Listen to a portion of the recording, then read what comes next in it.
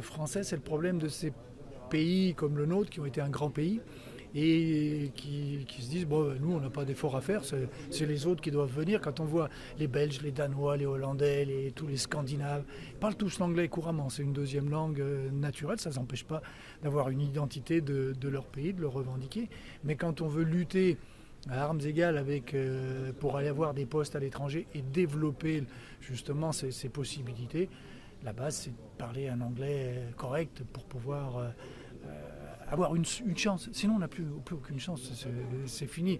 Je dis si Ancelotti peut, on va lui trouver un traducteur et dans 3-4 mois il parlera un allemand qui tient à peu près la route comme il l'a fait avec le français.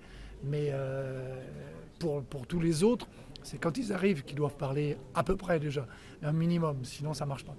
Et puis enfin, il y a un volet social que vous avez jugé très important ce matin, c'est la présence de Marc Lavoine pour apporter un soutien en tant qu'UNECATF à l'endroit de ces maladies qui se nomment le cancer. Oui, Marc, avec Abdelaïssou et moi-même, on fait partie d'une association qui lutte contre toutes les discriminations.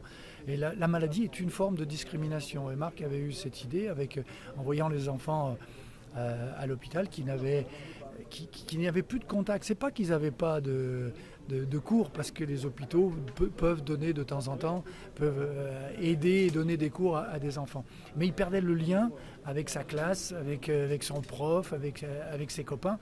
Et c'était pour créer ce lien-là. Donc on a créé l'opération Un cartable connecté, qui permet d'avoir un ordinateur dans la chambre de l'enfant qui peut regarder et être en contact direct avec sa classe, où il y aura des caméras. Il pourra parler avec son prof pourra l'interroger, il verra les autres gamins, et quand il reviendra, il aura l'impression qu'il a toujours été là, qu'il a toujours existé.